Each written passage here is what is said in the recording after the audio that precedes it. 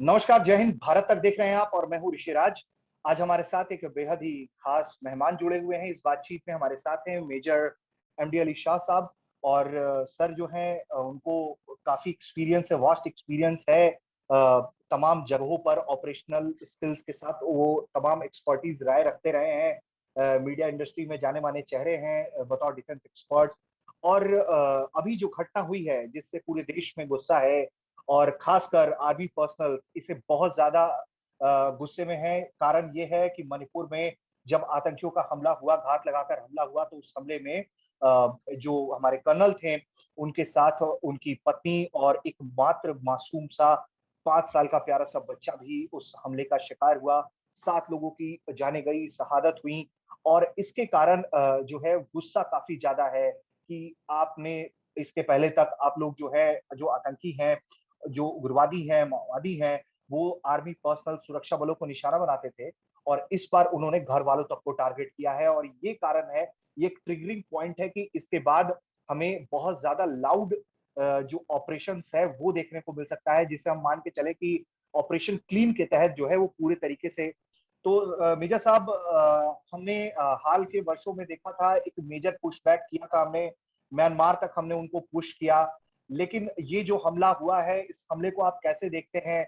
क्या ये रेबल्स जो है, जिन्हें नाम दिया जा रहा है रेबल्स सेक्शन में, हम तो उसे बहुत लाउड एंड क्लियर आतंकी मानते हैं, तो क्या ये लोग तालिबान के इमरजेंस से ज्यादा उत्साहित हैं, या कोई और कारण आप इसके पीछे देख रहे हैं, इन हमलों के पीछे? सूरज भाई देखिए, दरअसल बात ऐसी है कि नॉर्थ ईस्ट के जो हालात हैं मणिपुर खास तौर से ये बहुत ही बिगड़े हुए हैं, लेकिन ये आम तौर पे मीडिया की नजरों में इतना नहीं आता है। जम्मू कश्मीर की खबरें ज्यादा आती हैं। मैं सर्विस कर चुका हूं जम्मू कश्मीर में भी 2 साल। बिल्कुल बॉर्डर पे था मैं, जहां पे मेरी पोस्ट पाकिस्तान की पोस्ट से 30 मीटर के फासले पे थी। और मैं नॉर्थ ईस्ट में भी मैंने सर्विस कर रखी है 3 साल as ADC to GOC 3 corps. और 3 कोर जो इलाका आता है वो 4.5 स्टेट्स को कवर करता है। पूरा मणिपुर, पूरा नागालैंड, पूरा त्रिपुरा, पूरा मिजोरम और साउथ असम। और उसके बाद फिर मैंने असम राइफल्स में भी सर्विस करी। मैं बल्कि मैंने, आपने वो वीडियो देखा होगा 28 सेकंड का, असम राइफल्स मार्चिंग बिल्कुल। कंटेंजेंट, जो मेरे यूट्यूब हाँ चैनल जी। पे है, मेरे नाम से, मोहम्मद अली शाह के नाम से। उस पे मैं दस्ता कमांड कर रहा हूं। अब मैंने दोनों का उग्रवाद अलग देखा। जम्मू कश्मीर का उग्रवाद अलग देखा, नॉर्थ ईस्ट का मैंने अलग देखा। और मणिपुर के हालात शुरू से ही बहुत बिगड़े हुए थे। लेकिन ये जो घटना जो कल घटी है, इसको अगर एज एन एनालिस्ट अगर मैं अपनी नजरों से देखूं तो मैं ऐसे देखता हूं। देखिए बात ऐसी है, मैं एक बैकग्राउंड देता हूं आपको। 46 असम राइफल्स जो कि कर्नल त्रिपाठी साहब जो कमांड कर रहे थे, पहले ये मिजोरम में थी, आइजोल में। इन्होंने वहां पे नारकोटिक्स, जो ड्रग्स स्मगलिंग, ड्रग्स वालों पे बहुत हेविली एक तरीके से ये इन्होंने उनको खबर ली इनकी। इनके कान नड़ों में काफी तरीके से इनका बहुत नुकसान हुआ, जो कि माफिया है, जो ड्रग माफिया है। अब हुआ यूं, अब ये लोग भूलते नहीं है। नॉर्मली मैंने जो जम्मू कश्मीर का उग्रवाद देखा है वो है सुसाइड हमले पे आज यकीन करते हैं, फिदाइन, वो आके वो मरने, वो रेडिकलाइज्ड है। नॉर्थ ईस्ट का उग्रवाद अलग है। ये लोग आम तौर पे, अनमोम तौर पे लेडीज पे और बच्चों पे वार नहीं करते हैं। और मेरे को बहुत ताज्जुब हुआ ये देखे कि भाई मासूम बच्चे और फैमिली की भी इसमें एम्बुश में जान गई है इसमें। तो मैं इसको अगर अपनी नजरों से देखूं तो मैं ऐसा मानूंगा कि ये एक ऐसा एक नेक्सस है, एक जैसे कि मर्सनरी हत्या है, इसको मैं बोलता हूं। कि वहां पे कई सारे फैक्शन है मणिपुर में। पहली बात तो जैसे कि यूएनएलएफ है, United nation liberation front, PLA है, जो चाइनीज पीएलए वो नहीं, ये Manipur people liberation army, KL है, कंगला येवॉन कन्ना लोप। वहां पे पल्फ है, पीपल लिबरेशन आर्मी। वहां पे अलग एनएससीएन आईएम है, एनएससीएन के है। वहां पे अलग अलग रेवोल्यूशनरी पीपल्स फ्रंट है, आरपीएफ। वहां पे बहुत से फैक्शन है जो कि ऑपरेट कर रहे हैं। अब इन फैक्शन के पास पैसे तो है नहीं। चाइना फंडिंग करती है इनकी किसी तरह इनडायरेक्टली, क्योंकि चाइना जो है ना, वो हम लॉजिस्टिक सपोर्ट देंगे, हम आपको फंडिंग कराएंगे किसी तरह, आप जाओ दहशत फैला दो, जो करना है कर दो। और वो उनको फूंक देती है एक तरीके से। अब मैं इसको देखता हूं, उन्होंने मिजोरम में जब वे थे, उन्होंने बहुत इनका आतंक, इनकी दहशत थी वहां पे। जितने भी ड्रग माफिया है उन पे ये हेवली आ गए। अब ये रिवेंज किलिंग जिसको कहते हैं ना, तो एक तरीके से इन्होंने फिर ये कॉन्ट्रैक्ट दिया होगा वहां पे अंडरग्राउंड लोगों को। और उस तरीके से इनको पूरी खबर रहती है वहां के आतंकियों को, उग्रवादियों को, कि भाई क्या मूवमेंट हो रही है। और वैसे इस घटना को अंजाम दिया, जहां तक मेरी सूझ जाती है, आरपीएफ रेवोल्यूशनरी पीपल्स फ्रंट और पीएलए दोनों ने मिलकर इसको अंजाम दिया। फिर अब कुछ चीजें हैं जो ऐसे सामने आती हैं, जो मैं भी जब मैं सर्विस में था तभी मैं कह रहा था, अभी भी कहूंगा कि देखिए बात ऐसी है कि हम जो एक रास्ता लेते हैं जाने का, कहीं पे जा रहे हैं, उस रास्ते से आप वापस मत आइए। रास्ता अलग, एक रूटीन फॉलो मत करिए, क्योंकि उग्रवादी हमारे पे नजर गाड़े हुए हैं, वो हमारी हरकतों को देख रहा है। अच्छा वो रूटीन, अगर सुबह 10 बजे निकले उस रास्ते से, आप टाइमिंग चेंज करिए ना। वो आप पे एम्बुश करे, उससे पहले आप एम्बुश कर दिए उग्रवादी पे। आप, मेरे जो कमांडिंग ऑफिसर थे असम राइफल्स में, ब्रिगेडियर गौतम गांगुली साहब, ये फोर्स कमांडर भी थे एनएसजी में, ये सुबह 2 बजे, 4 बजे, 3 बजे रात को तब शुरू करते थे जब ये लोग सो रहे होते थे।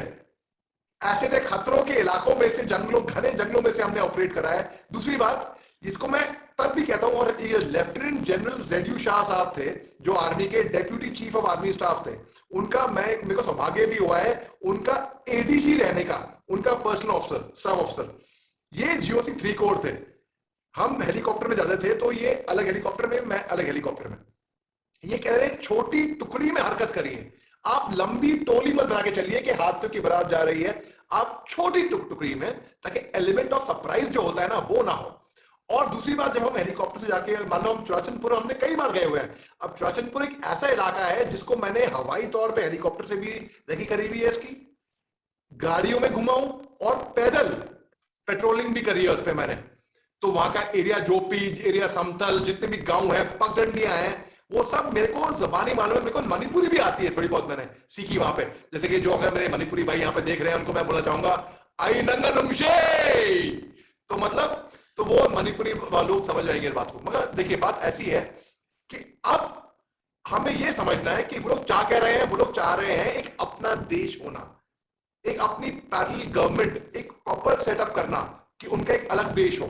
नागालैंड में एक तरीके से पैरेलल गवर्नमेंट भी है, एक तरीके से। क्यों?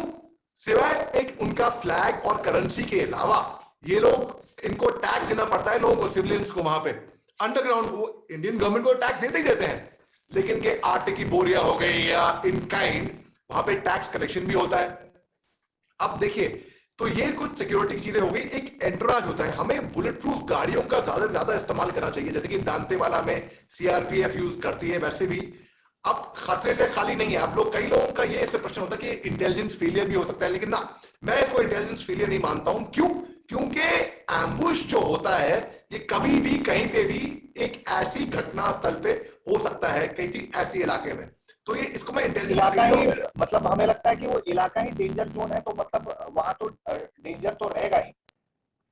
बिल्कुल दुरुस्त फरमाया आपने सर, बिल्कुल सही बोला। तो मान लिया अगर दिल्ली में, खुदा ना खास्ता, दिल्ली में या बंबई में कोई बम धमाका हो गया, वो होगा इंटेलिजेंस फेलियर के। आपको खबर कैसे नहीं है? क्योंकि ये आतंकी यहाँ पे प्लानिंग कर रहे थे। और मणिपुर में ये अक्सर होता रहता है, और ये बहुत ही चिंतित बात है, और इसको अक्सर कवर नहीं किया जाता है। देखो, ये इस बात की, ये बात अच्छी बात है कि मीडिया इसको उठा रही है, इस मुद्दे को, और कवर कर रही है। केवल इसीलिए नहीं कि भाई फैमिली गई है, लेकिन क्योंकि मणिपुर में हुआ है, और मणिपुर के हालात, जो कि मेरा पर्सनल तजुर्बा रहा है ना ऑन ग्राउंड, नॉर्थ का, जम्मू कश्मीर और मणिपुर का भी, मैं देखा मणिपुर के हालात बहुत ही बिगड़े हुए हैं भाई, बहुत ही बिगड़े हुए हैं।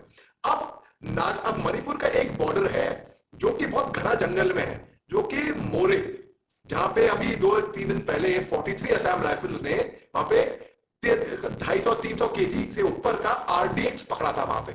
इसकी कई वजह भी हो सकती है। एक वजह और ये है कि म्यांमार में, बर्मा में अभी हाल ही में कुछ टाइम पहले एक मिलिट्री कू हुई थी, जहां पे आर्मी पावर में आई थी, तो वहां थोड़ा डिस्टर्बेंस भी है वहां पे उस इलाके में।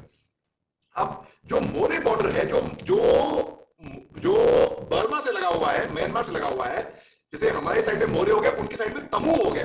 तमू और मोरे में फर्क केवल एक ब्रिज का है, लाल ब्रिज और सफेद ब्रिज। ये इलाका हमारा, ये इलाका उनका, बस। कोई ऐसी खास फेंसिंग नहीं है जो इंडो पाक बॉर्डर में, और बॉर्डर बहुत पोरस है। हालांकि अगर आप और मैं अगर म्यांमार जाएं, हमको वीजा चाहिए होगा, लेकिन जो लोग 20 किलोमीटर उस बॉर्डर इलाके में रहते हैं, उनको वीजा की जरूरत नहीं पड़ेगी। गांव बड़ा होता है, जैसे विलेज का सरपंच हो गया गांव का, या सरदार हो गया गांव का, वो एक सर्टिफिकेट दे देगा आपको कि आप, हमें कोई एनओसी, हमें कोई तकलीफ नहीं है, आप बॉर्डर के उस पार जाइए, क्योंकि फैमिलीज भी हैं। अब वहां पे अलग अलग ट्राइब्स भी हैं, वो समझना बहुत जरूरी है, जैसे नागा है, कुकी है। लेकिन मतलब दर्शकों के लिहाज से हम समझना चाहेंगे, ताकि चूंकि हिंदी बेल्ट बहुत ज्यादा इन इलाकों से फ्रेंडलियर नहीं है, ये भी एक समस्या है कि ऐसे गंभीर विषयों पर चर्चा कम हो पाती है। और चूंकि चाइना पाकिस्तान वो एक आसान भाषा है, तो लोग उस पर नजर रखते हैं। तो आप इसे अगर अभी तक मैं आपकी बातों को समझूं तो एक ड्रग्स एक बड़ा फैक्टर है उन इलाकों में, ऐसे जो मिलिटेंट ग्रुप काम कर रहे हैं, तो वो ड्रग्स के जरिए एक बड़ी उगाही का कारोबार कर रहे हैं, सप्लाई का काम कर रहे हैं। तो जाहिर तौर पर उनके लिंक्स इंटरनेशनल भी होंगे। और क्या यही सब ये एक बड़ा मेजर फैक्टर है जो वहां हमारे फोर्सेस को पर ये जो अटैक्स हो रहे हैं, वो क्या इसे आप एक मेजर फैक्टर मानते हैं? केवल ड्रग्स ही मेजर फैक्टर नहीं है, लेकिन जैसे कि नागालैंड हो गया, फर्ज करिए आप एग्जांपल पे नागालैंड सेवन सिस्टर्स का जो इलाका है, वहां पे लोग चाह रहे हैं कि अपना देश वहां पे बनाए, मगर इनको ये समझ नहीं आ रही कि भाई अब ये लोग सर्वाइव कैसे करेंगे बिना इंडियन गवर्नमेंट के सपोर्ट के। और एक हद तक मैं अगर बैलेंस व्यू निकालूं, एक हद तक भाई एक तरीके से चूक हमारे से भी थोड़ी बहुत हुई है कि हमने भी उनको काफी निग्लेक्ट करा है काफी टाइम से। अगर हम भी वहां पे थोड़ा ध्यान देते शायद ये इंसर्जेंसी ही नहीं आती वहां पे, पहली बात तो। अब अगर हम दोनों तरफ से बैलेंस तरीके से देखें तो ऐसा है कि जैसे नागालैंड में तो सीज फायर है, तो वहां पे हालांकि 90s में हालात बहुत बिगड़े हुए थे, सन 1980s में भी बहुत बिगड़े थे। मेरे फादर जब मेजर साहब थे आर्मी में, वो वहां पे पोस्टेड थे और वो चकामामा में थे नागालैंड में, और बताते वहां पे बहुत खराब हालात है वहां पे। और मैं नागामीज भाषा भी सीखी मैंने, जैसे कि तो अब नागालैंड में सीज फायर है। अब जो नागालैंड का जो उग्रवाद है वो अब भी काफी टाइम तक, वो जैसे तालिबान को आप देख लीजिए, वो अब तालिबान वो वाला तालिबान नहीं, एक तरीके से 90s का उनकी थिंकिंग आइडियोलॉजी तो वही है, लेकिन इनको आदत पड़ गई है 5 स्टार में जाने की, शेरेटन में जाने की, जूस पीने की। ये जूस वाली अब तालिबान बन गई है ना, वो अब जंगलों में गुफाओं में नहीं रहते वो लोग, अब वो लोग अच्छे कपड़े पहनने की, अंग्रेजी बोलने की, उस तरीके से। अब अगर किसी भी उग्रवादी संगठन को आप थोड़ा ढील दे दें, इन द सेंस कि आप बातें करते रहे, बातों में उलझाते रहे टाइम, वो सॉफ्ट हो जाएंगे, वो जंगलों में दोबारा जा नहीं पाएंगे।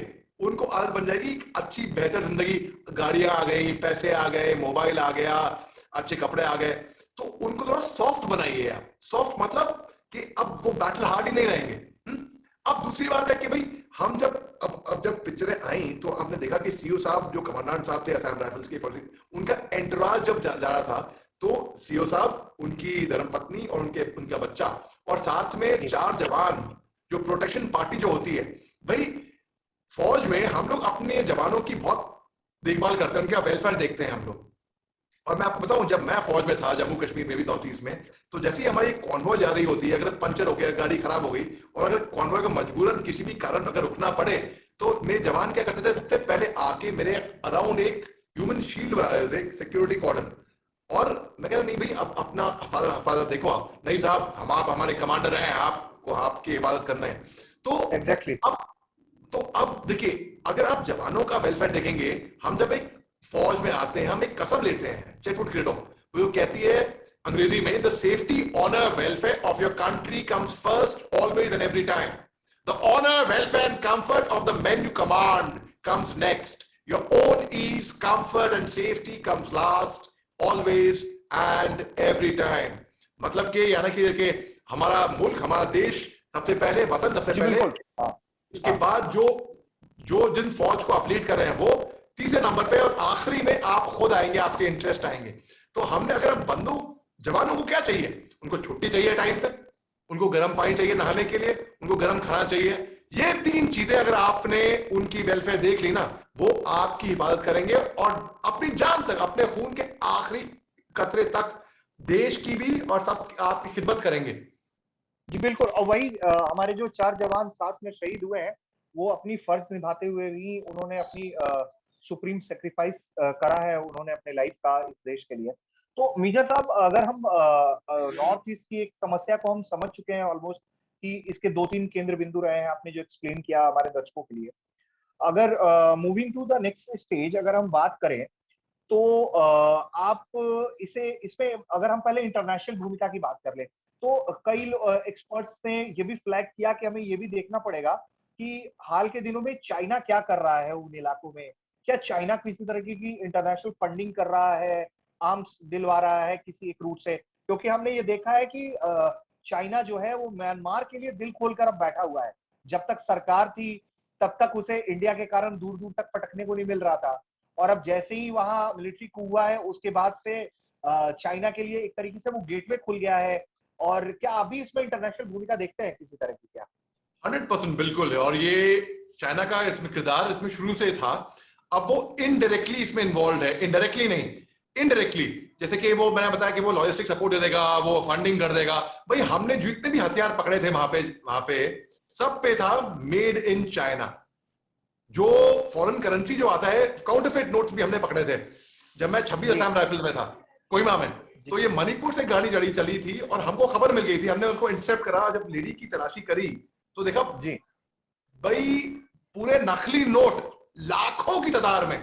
और जब इंट्रोगेट करा, इसका पूरा चैनल निकल के आया आईएसआई पाकिस्तान से। कनेक्शन वहां तक, जड़े वहां तक थी। नॉर्थ ईस्ट में आप मानेंगे कहां पाकिस्तान, वहां पे वेस्ट में, और कहां पे यहाँ नॉर्थ ईस्ट में, यहाँ पे उनका कनेक्शन। तो चाइना का इसमें 100% हाथ है। अब आप देखिए, आप साउथ ईस्ट एशिया की बात करें हम, तो कुछ ऐसे देश हैं जैसे कि इंडोनेशिया हो गया, लाओस हो गया, जहां पे आपको ताजुब होगा सुन के कि नियर AK-47 केवल $100 में आपको मिल जाएगी, बड़े आम सरेआम।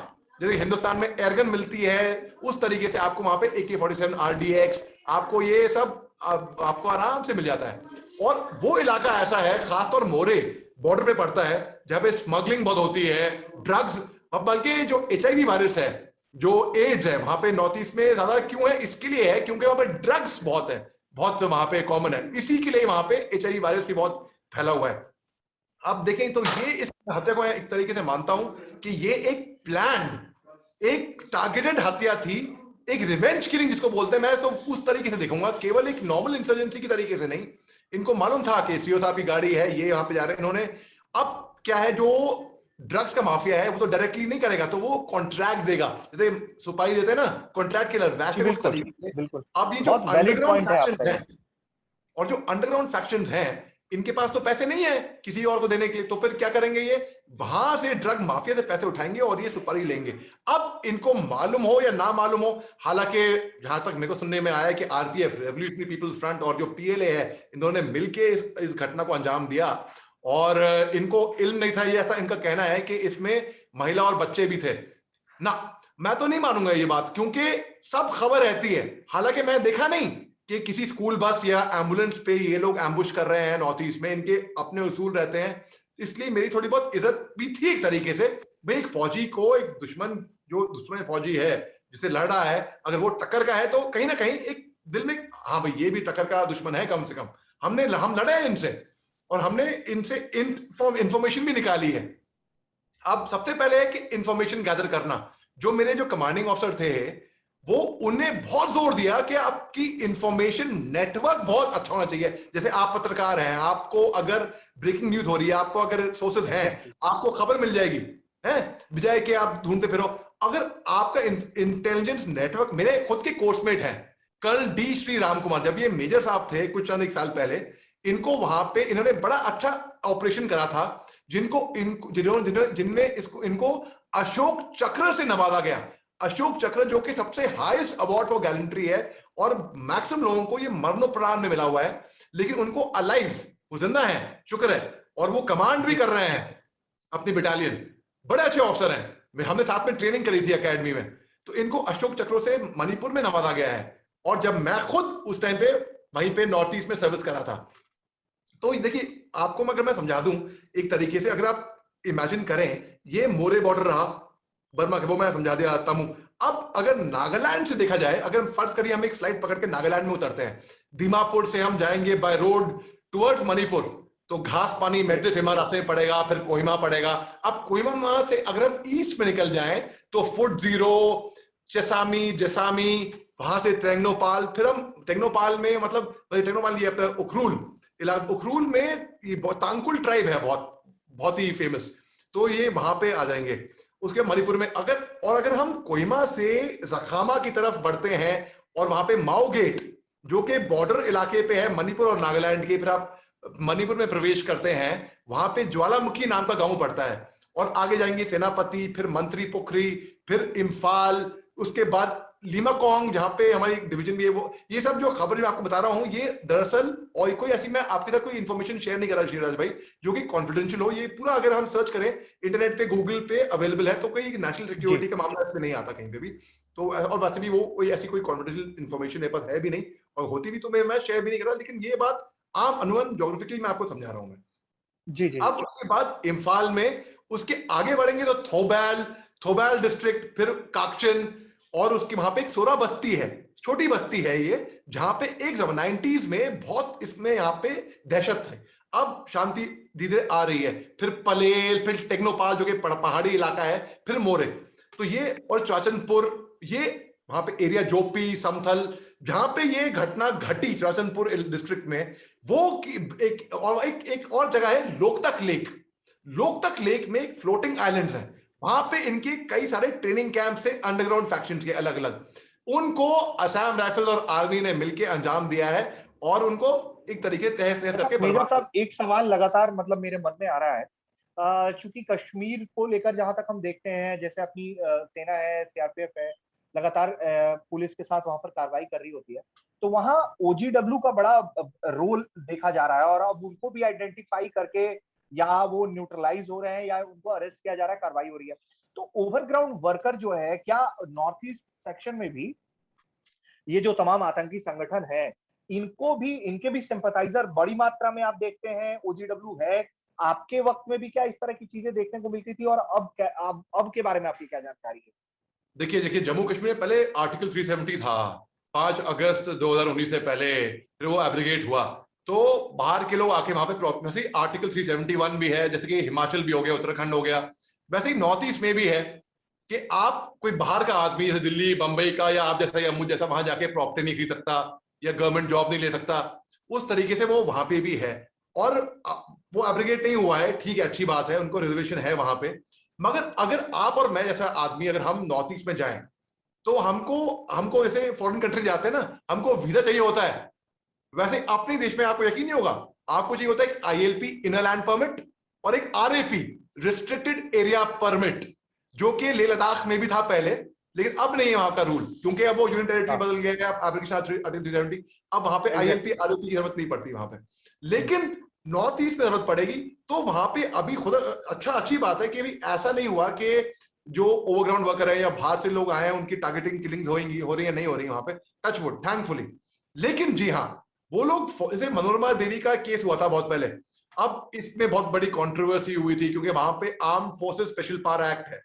अब ये इसकी कई बार कंट्रोवर्सी भी हुई है कि भाई arm force special power act है, यानी कि आप फौज के पास इतनी पावर है कि किसी भी गाड़ी को आप कहीं पे भी रोक सकते हैं बिना सर्च वारंट के, उसकी तलाशी ले सकते हैं, किसी के भी घर में घुस के बिना सर्च वारंट के आप तलाशी ले सकते हैं, किसी को भी आप अरेस्ट कर सकते हैं बिना अरेस्ट वारंट के, और बाद में आपको वो पुलिस को हैंड ओवर करना पड़ता है।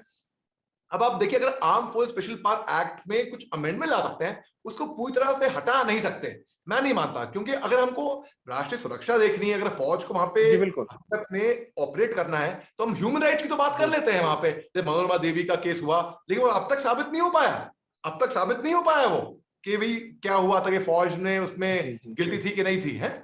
अब आप उसकी बात करें तो जो फौजी होते हैं वो भी अपनी परिवार वालों से दूर रहते हैं, अपनी जान जोखिम में डाल के, अपनी जान की परवाह ना कर, अपनी जान की बाजी लगाकर, छुट्टी नहीं मिलती, अपने घर वालों से दूर, जहां पे राशन पानी नहीं मिलता, ऐसे दूर दराज इलाकों में रहते हैं, उनकी ह्यूमन राइट्स का क्या? और वो तो पत्थर भी खाते हैं, कहीं गांव वाले आके वही झुंड में उनको घेर लेंगे। अब अगर आप एक गोली भी चलाएंगे तो प्रॉब्लम है, और अगर एक उग्रवादी आ गया आपके आगे, तो उग्रवादी बिना हथियार के कौन है? उग्रवादी बिना हथियार के, आपको मालूम है, शक्ल पे तो उग्रवादी आपको मालूम है, आप पहचानते भी हैं। अब वो अगर बिना हथियार के आपके सामने भी आ गया, आप पे तो पाबंदी है ना, आप तो गोली नहीं फायर कर सकते जब तक उग्रवादी आप पे पहले फायर नहीं करेगा। तो भाई हम अगर चित हो गए, उसके बाद हम जिंदा बचेंगे तभी फायर करेंगे ना। बिल्कुल बिल्कुल बिल्कुल। फौज की ह्यूमन राइट्स के बारे में कोई बात नहीं करता भाई, कोई बात नहीं करता। हमें पूरी हमदर्द। अब नागालैंड में क्या एक डिजाइन फॉलो हुआ, जो लेफ्टिनेंट जनरल जेडी शाह साहब हैं, उनके बहुत से टेन्योर्स हुए नॉर्थ ईस्ट में। अब उन्होंने क्या करा, जो deputy chief of army staff के ओहदे से रिटायर हुए थे, उन्होंने क्या करा, उन्होंने डिजाइन फॉलो करा नागालैंड में कि भाई जो वहां के लोकल लोग हैं, बजाय के वो ये देखें कि आर्मी फौज वहां पे उनको डराने धमकाने या दादागिरी करने के लिए आई है ना, वो वहां पे उनकी हिफाजत करने के लिए है। वो अपने लोग हैं, जी वो भी हिंदुस्तानी हैं, अपने ही लोग हैं। तो हम लोगों ने क्या करा, हमने नागामीज बोलनी सीखी। मेरे को नागामीज ठीक से आती है, अपनी की कोरिया से, अपने लोगों से, लोग पाई का नाम बिशी बिशी खुशी पाई से, अपने मुई नागालाम अलीबा से, तो मेरे को अच्छी तरीके से नागामीज में बोलनी आती है, बिल्कुल जैसे कि मैं अंग्रेजी या हिंदी या उर्दू बोलता हूँ, उस तरीके जी से मैं बिल्कुल। नागामीज सीखी।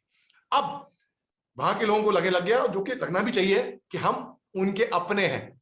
अक्सर अनुभव क्या होता है कि भाई जैसे मेरे बारे में बात हो रही है, तो वहां पे वो लोग बोले, ओ अली द इंडियन गाय। भाई आप भी तो हिंदुस्तानी हो, हम भी तो हिंदुस्तानी, कोई वो भी कोई कम हिंदुस्तानी नहीं है। और वहां की आम जनता जो है ना, जो आवाम है, वो अच्छी बात है, वो हमारे साथ में है। वो उग्रवाद को बढ़ावा नहीं देती है, कि रॉन्ग नैरेटिव हो जाएगा कि अगर लोग बोलते हैं कि भाई वहां की आवाम उग्रवादियों के साथ में नहीं है। उनकी आवाम उतनी ही ईमानदार, वफादार और लॉयल है जितना कोई आम हिंदुस्तानी हो। वो अपने आप को हिंदुस्तानी होने का गर्व महसूस करते हैं। अब इसका इलाज के मणिपुर में मैं तो ये बोलता हूं कि हाँ, बदला तो हमको लेना पड़ेगा भैया। तो सर अब आखिरी पड़ाव है, वक्त की कमी है, लेकिन हम ये जानना चाहेंगे, चूंकि आप भी वहां तैनात रहे हैं, आपने बिल्कुल अपनी आंखों से देखा है, तमाम ऑपरेशंस के हिस्सा रहे हैं, ये जो घटना हुई है उसके बाद गुस्सा भी है।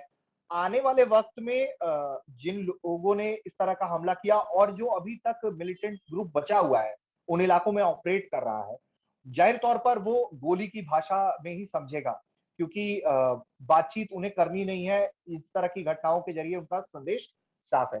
तो आप कैसे देखते हैं, इसका खात्मा कैसे हो सकता है, किस तरह के ऑपरेशंस की जरूरत है और इसमें कितना फोर्स हमें लगाने की जरूरत है?